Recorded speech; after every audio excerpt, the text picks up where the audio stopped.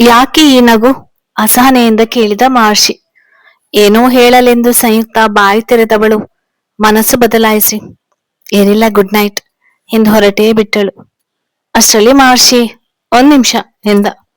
ಏನು ಎಂದು ನಿಂತವಳ ಕೈಗೆ ತನ್ನ ಕೈಯಲ್ಲಿದ್ದ ಪೇಪರ್ ಅನ್ನು ವರ್ಗಾಯಿಸಿದ. ಏನೆಂದು ಬಿಡಿಸಿ ನೋಡಿದರೆ ಬ್ಲಾಂಕ್ ಚೆಕ್. ಅವಳ ಮುಖ ವಿವರ್ಣವಾಯಿತು. ಸಂಯುಕ್ತ, ನನ್ನ ಜೈಲಿನಿಂದ ಬಿಡಿಸಲು ನೀನು ಮಾಡಿದ ಸಹಾಯಕ್ಕೆ ನಿನ್ನ ಲಾಯರ್ ಫೀಸ್. ಇದು ಬ್ಲಾಂಕ್ ಚೆಕ್. ನೀನು ಎಷ್ಟು ಬೇಕಾದ್ರೂ ತುಂಬಿಕೊ ಎಂದಾಗ, ನಾನು ಮಾಡಿದ ಉಪಕಾರವನ್ನು ಹಣದಿಂದ ಅಳೆಯುವಷ್ಟು ದೊಡ್ಡವನಾಗಿದೆಯಲ್ವಾ? ಸಂಯುಕ್ತ ಮನದಲ್ಲಿ ಅಂದುಕೊಂಡವಳು. ಏನು ಮಾತನಾಡದೆ ಥ್ಯಾಂಕ್ ಯು ವೆರಿ ಮಚ್ ಎಂದು ನಾಟಕೀಯವಾಗಿ ಹೇಳಿ ಹೊರಟೇ ಬಿಟ್ಟಳು. ಅವಳು ಒಂದೊಂದೇ ಮೆಟ್ಟಿಲು ಇಳಿಯುತ್ತಾ ಕಾಣದಾಗುವವರೆಗೂ ಮಹರ್ಷಿ ಅವಳನ್ನೇ ನೋಡುತ್ತಿದ್ದ. ಅವಳು ಮಾಯವಾದ ನಂತರ ಎದ್ದು ಬೀರುವಿನಿಂದ ವಿಸ್ಕಿ ಬಾಟಲ್ ತೆಗೆದು ಹಾಗೆ ಗಂಟಲಿಗೆ ಹೊಯ್ದುಕೊಂಡ. ಸಂಯುಕ್ತ, ಸಾರಿ ಕಣೆ, ನಿನ್ನನ್ನು ನೋಯಿಸಿದೆ. ನನಗೆ ಬೇರೆ ದಾರಿ ಇರಲಿಲ್ಲ. ನೀನು ಇಂದು ನನ್ನ ಬಳಿ ಬಂದ ಉದ್ದೇಶದ ಹಿಂದೆ ಕಾಮ ವಾಂಛೆ ಇರಲಿಲ್ಲ. ನನ್ನ ಜೀವನದ ವಿಮುಖತೆಯನ್ನು ಕಳಚಲು ನೀನು ಮಾಡಿದ ಪ್ರಾಮಾಣಿಕ ಪ್ರಯತ್ನ. ಆದ್ರೆ ನೀನು ಮಾತ್ರ ಒಳ್ಳೆಯವಳಾದ್ರೆ ಸಾಕ? ನನಗೋಸ್ಕರ ಬಂದ ನಿನ್ನನ್ನು ಸ್ವೀಕರಿಸಿದ್ದರೆ ಏನಾಗಿ ಬಿಡುತ್ತಿತ್ತು ಹೇಳು? ನಿನ್ನ ವೈವಾಹಿಕ ಜೀವನಕ್ಕೆ ಏಟು ಬೀಳುತ್ತಿತ್ತು. ನಿನ್ನ ಹಿತೈಷಿಯಾಗಿ ನಾನು ಅಷ್ಟಾದರೂ ಮಾಡದಿದ್ರೆ ಹೇಗೆ? ನನಗೆ ಹೀಗೆ ಒಂಟಿಯಾಗಿ ಇರುವುದು ಅಭ್ಯಾಸವಾಗಿದೆ. ಆದರೆ ನಿನ್ನ ಸುಂದರ ಸಂಸಾರ ನನ್ನಿಂದ ಹಾಳಾಗಬಾರ್ದೆಂದು ನಾನು ಬಯಸಿದೆ. ಹಾಗಾಗಿ ನಿನಗೆ ಅಷ್ಟು ಕೆಟ್ಟದಾಗಿ ಬೈದು ಮನ ನೋಯಿಸಿದೆ. ಕ್ಷಮಿಸು ಸಂಯುಕ್ತ. ಈ ಪ್ರಲಾಪಗಳ ನಡುವೆ ವಿಸ್ಕಿ ಬಾಟಲ್ ಪೂರ್ತಿ ಖಾಲಿಯಾಗಿತ್ತು. ರಾತ್ರಿ ಕಂಠಪೂರ್ತಿ ಕುಡಿದು ಮಲಗಿದ್ದ ಮಹರ್ಷಿಗೆ ಬೆಳಿಗ್ಗೆ ಎಚ್ಚರವಾದಾಗ ಟೈಮ್ ನೋಡಿದ. ಗಂಟೆ 9. ಕುಡಿದದ್ದು ಎಲ್ಲ ಇಳಿದಿತ್ತು. ನಿನ್ನೆ ನಡೆದ ಘಟನೆ ನೆನಪಾಯಿತು. ಅರೆ, ಸಂಯುಕ್ತಳಿಗೆ 10 ಗಂಟೆಗೆ ಫ್ಲೈಟ್.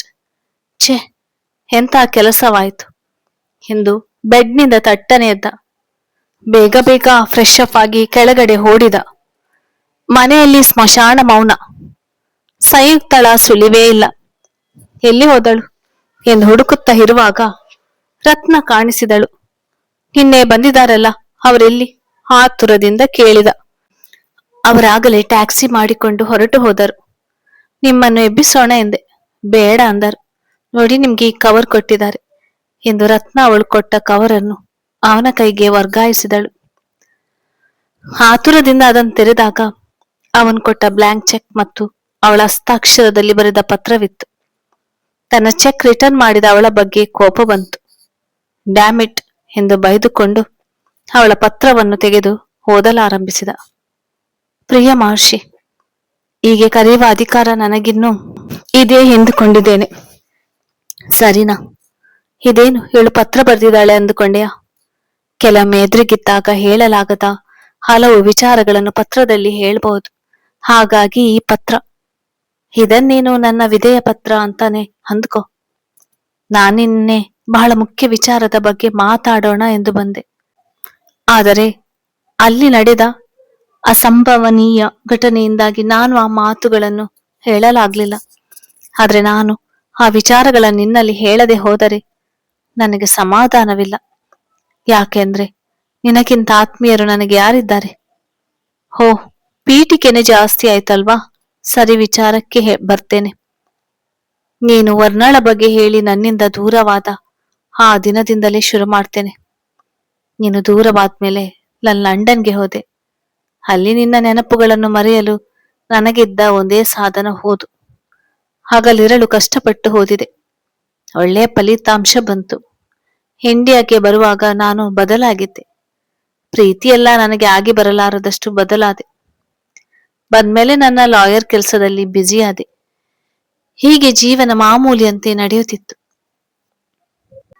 ಹೀಗಿರುವಾಗ ಎಂದು ನನ್ನ ಬೆಡ್ರೂಮ್ನವರೆಗೆ ಬರೆದ ತಂದೆಯವರು ಅಂದು ಬಂದರು. ಮಾಮೂಲಿಯಾಗಿ ನಮ್ಮ ಮಾತುಕತೆ ಡೈನಿಂಗ್ ಹಾಲ್ನಲ್ಲಿ ಪ್ರಾರಂಭವಾಗಿ ಅಲ್ಲೇ ಮುಗಿಯುತ್ತಿತ್ತು. ಆದರೆ ಇಂದು ಇಲ್ಲಿಯವರೆಗೆ ಬಂದಿದ್ದಾರೆಂದರೆ ಬಹಳ ಮುಖ್ಯ ವಿಚಾರವೇ ಇರಬೇಕು ಅಂದುಕೊಂಡೆ. ನನ್ನ ಊಹೆ ಸುಳ್ಳಾಗಿರಲಿಲ್ಲ.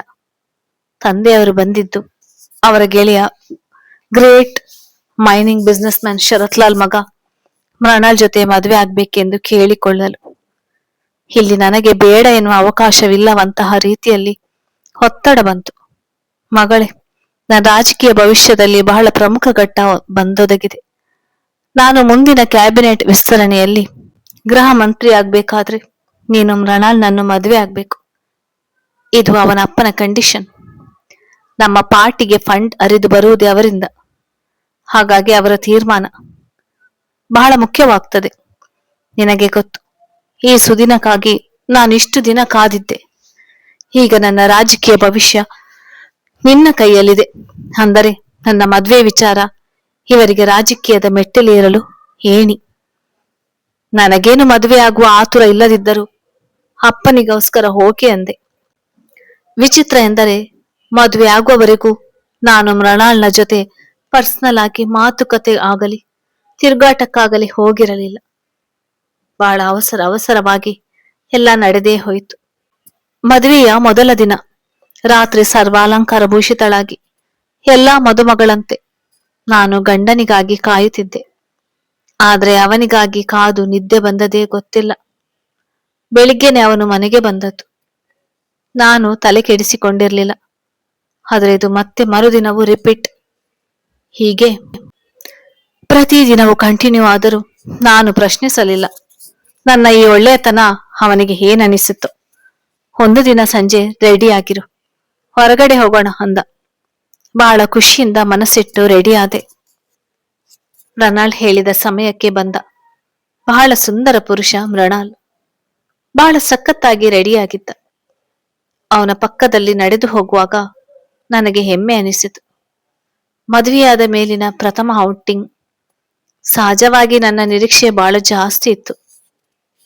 ಅವನು ಕರೆದುಕೊಂಡು ಹೋಗಿದ್ದು ಒಂದು ಪುಟ್ಟ ಮನೆಗೆ. ಬೀಗ ಹಾಕಿದ್ದ ಮನೆಯ ಬಾಗಿಲು ತೆರೆದವನು ಒಳಗೆ ಕರೆದೊಯ್ದು ಬಾಗಿಲು ಹಾಕಿದ. ನನಗೆ ಏನೋ ಕನಸು. ಆದ್ರೆ ಮೃಣಾಲ್ ಹೇಳಿದ ವಿಚಾರ ಕೇಳಿ ಭ್ರಮೆ ಹರಿದು ಹೋಗಿತ್ತು. ನಾನು ದಿನಾ ರಾತ್ರಿ ಇಲ್ಲಿಗೆ ಬರುತ್ತಿದ್ದೆ ಎಂದ. ಇಲ್ಲಿಗ? ಯಾರ ಮನೆ ಇದು ಎಂದು ಕೇಳಿದೆ. ಸಂಯುಕ್ತ, ನಾನೀಗ ಹೇಳುವ ವಿಚಾರ ನೀನು ಹೇಗೆ ತೆಗೆದುಕೊಳ್ಳುತ್ತೀಯೋ ಗೊತ್ತಿಲ್ಲ. ಆದರೆ ನನ್ನ ಮತ್ತು ನಿನ್ನ ತಂದೆಯವರ ರಾಜಕೀಯ ದಾಟದಲ್ಲಿ ನೀನು ದಾಳವಾದೆ. ನೀನು ಇಷ್ಟು ಒಳ್ಳೆಯವಳು ಎಂದು ನನಗೆ ಗೊತ್ತಿರಲಿಲ್ಲ. ಆದ್ರೆ ನಿನಗೆ ನಮ್ಮೆಲ್ಲರಿಂದ ಅನ್ಯಾಯವಾಗಿದೆ ಎಂದು ಅವನು ಆಮೇಲೆ ಹೇಳಿದ ವಿಚಾರಗಳನ್ನು ಕೇಳಿ ನಾನು ದಿಗ್ಭ್ರಾಂತಳಾಗಿ ಅಲ್ಲೇ ಕುಸಿದು ಬಿದ್ದೆ. ಮಹರ್ಷಿ, ನಾನು ಬುಕ್ ಮಾಡಿದ ಟ್ಯಾಕ್ಸಿ ಹೊರಗಡೆ ಕಾಯ್ತಾ ಇದೆ. ಹಾಗಾಗಿ ಈ ಪತ್ರವನ್ನು ಇಲ್ಲಿ ಮುಗಿಸ್ತಾ ಇದ್ದೇನೆ. ಸಂಯುಕ್ತ ಇಷ್ಟು ಬರೆದ ಪತ್ರವನ್ನು ಅರ್ಧದಲ್ಲಿ ಮುಕ್ತಾಯಗೊಳಿಸಿದ್ದಳು. ಸಂಯುಕ್ತಳ ಪತ್ರ ಓದಿ ಮಹರ್ಷಿಗೆ ತಲೆ ಕೆಟ್ಟು ಹೋಯಿತು. ಸಂಯುಕ್ತಳಿಗೆ ಆದ ಅನ್ಯಾಯ ಏನು? ಛೆ, ಏನೋ ಅನಾಹುತವಾಗಿರ್ಬೇಕು ಎಂದುಕೊಂಡ. ಅವಳನ್ನೇ ಕೇಳೋಣ ಎಂದುಕೊಂಡು ಅವಳಿಗೆ ಫೋನ್ ಮಾಡೋಣ ಎಂದು ಫೋನ್ ತೆಗೆದುಕೊಂಡ. ಕಾಲ್ ಮಾಡಿದ್ರೆ ನಾಟ್ ರೀಚೇಬಲ್. ಮಹರ್ಷಿಗೆ ಏನು ಮಾಡುವುದೆಂದು ತಿಳಿಯಲಿಲ್ಲ. ಅಷ್ಟರಲ್ಲಿ ವಾಟ್ಸಪ್ನಲ್ಲಿ ಅವಳ ಮೆಸೇಜ್ ನೋಟಿಫಿಕೇಶನ್ ಕಾಣಿಸಿತು. ಆತುರವಾಗಿ ಓಪನ್ ಮಾಡಿದ. ಅವಳು ಕಳಿಸಿದ್ದು ವಾಯ್ಸ್ ಮೆಸೇಜ್. ಅದನ್ನು ಪ್ಲೇ ಮಾಡಿದ. ಸಾರಿ, ಟ್ಯಾಕ್ಸಿ ಬಂತು ಎಂದು ಆ ಪತ್ರವನ್ನು ಅರ್ಧಕ್ಕೆ ನಿಲ್ಲಿಸಬೇಕಾಯ್ತು. ಈಗ ಅಲ್ಲಿಂದಲೇ ಮುಂದುವರಿಸ್ತೇನೆ ಕೇಳು. ಮೃಣಾಲ್ ಹೇಳಿದ ಸತ್ಯವೇನೆಂದರೆ ಅವನ ತಂದೆ ಮತ್ತು ನನ್ನ ತಂದೆ ತಮ್ಮ ರಾಜಕೀಯ ಸಂಬಂಧ ಗಟ್ಟಿಯಾಗಿ ಬೆಸೆದುಕೊಳ್ಳಲು ತಮ್ಮ ಮಕ್ಕಳ ಮದುವೆಯನ್ನು ಒಪ್ಪಂದ ಮಾಡಿಕೊಂಡಿದ್ದರು. ಅದಕ್ಕಾಗಿ ಅವರು ಏನ್ ಬೇಕಾದ್ರೂ ಮಾಡಲು ತಯಾರಿದ್ದರು.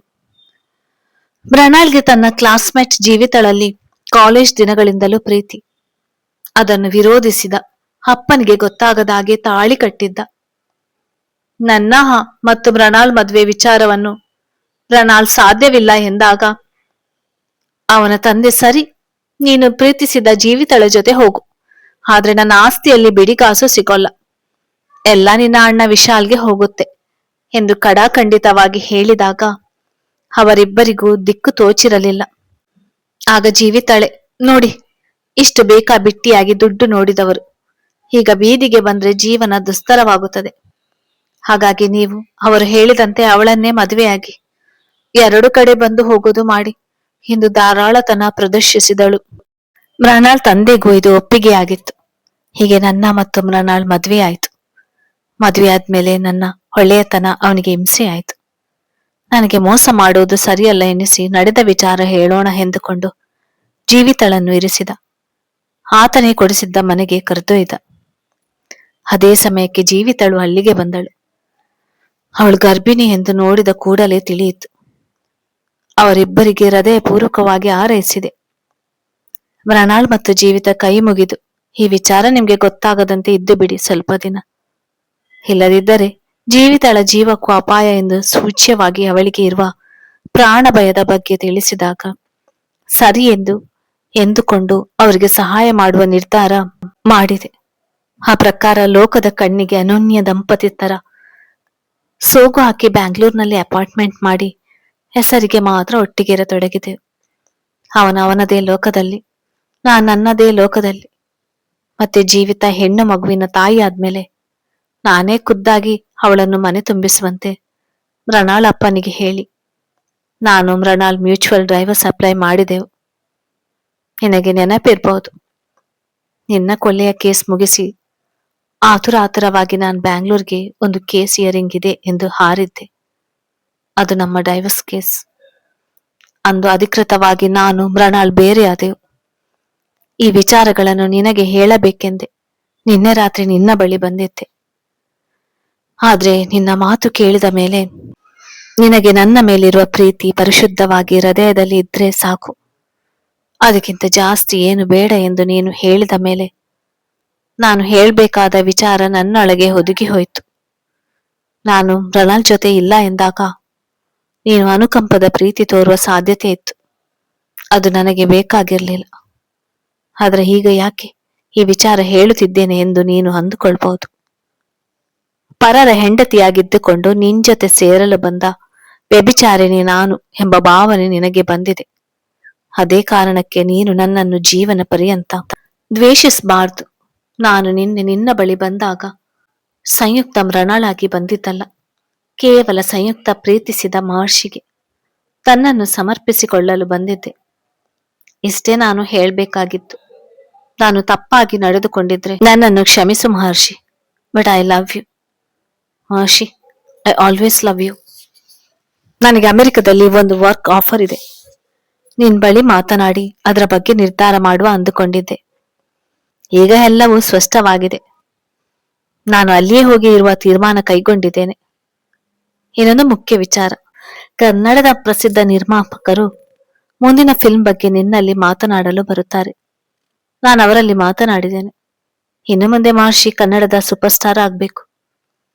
Good luck Maharshi, be happy. ಸಂಯುಕ್ತಳ ಮಾತುಗಳನ್ನು ಕೇಳಿಸಿಕೊಂಡ ಮೇಲೆ ಮಹರ್ಷಿಗೆ ಏನು ಮಾಡಲಿ ಎಂದು ಗೊತ್ತಾಗದೆ ಚಡಪಡಿಸಿದ.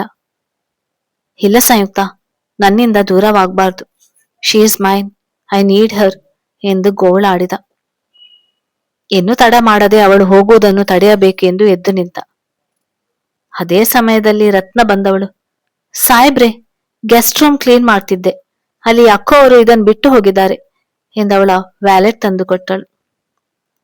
ಅದನ್ನು ಓಪನ್ ಮಾಡಿದ ಮಹರ್ಷಿ ಅವಳ flight ticket, ID card, credit card ಎಲ್ಲ ಅದರಲ್ಲಿತ್ತು. ಮಹರ್ಷಿಗೆ ಸಂತೋಷದಿಂದ ಕುಣಿದಾಡುವಷ್ಟು ಖುಷಿಯಾಯಿತು.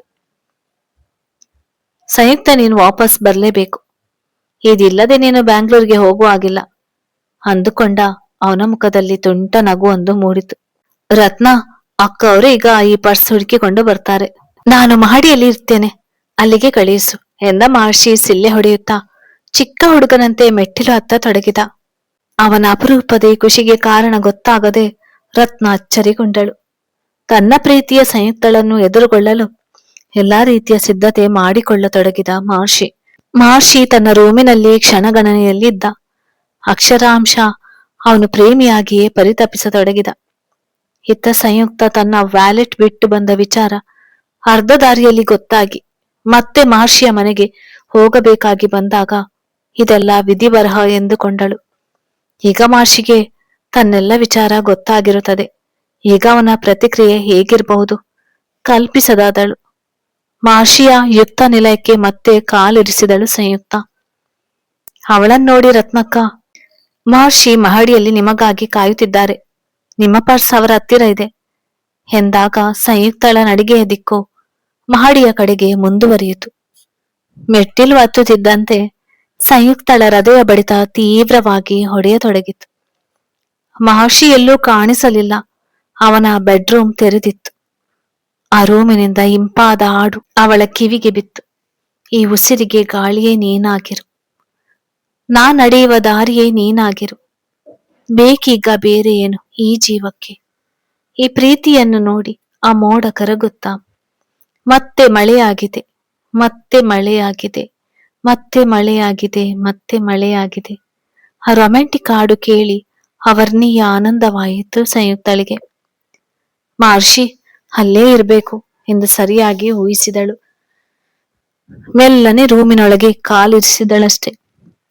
ನಿಲ್ಲು ಎಂಬ ಮಹರ್ಷಿಯ ಗಡಸು ಧ್ವನಿಗೆ ಬೆಚ್ಚಿ ಬಿದ್ದಳು. ಅಲ್ಲೇ ನಿಂತು ಬಿಟ್ಟಳು. ಅವನ ಕಡೆಗೆ ದೃಷ್ಟಿ ಹರಿಸಿದಳು. ಮೇಡಮ್, ನನಗೆ ಗುಲಾಬಿ ಹೂಗಳಂದ್ರೆ ತುಂಬಾ ಇಷ್ಟ. ನಮ್ಮ ತೋಟದ ತುಂಬಾ ಗುಲಾಬಿ ಗಿಡಗಳಿವೆ.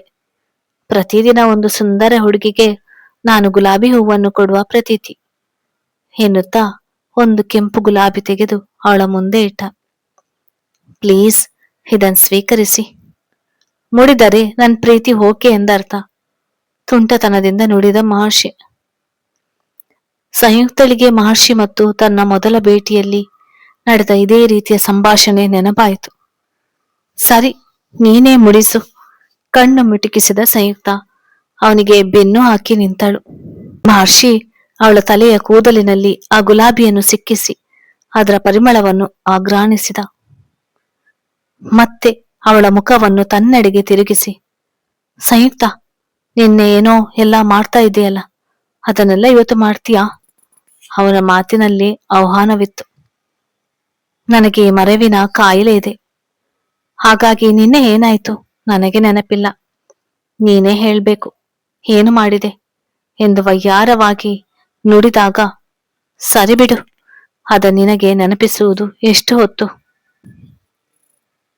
ಎಂದ ಮಹರ್ಷಿ ಅವಳ ಗಲ್ಲವನ್ನು ಮೇಲೆತ್ತಿ ಅವಳ ಆಕರ್ಷಣೀಯವಾದ ಕಣ್ಣುಗಳನ್ನು ಚುಂಬಿಸಿದ.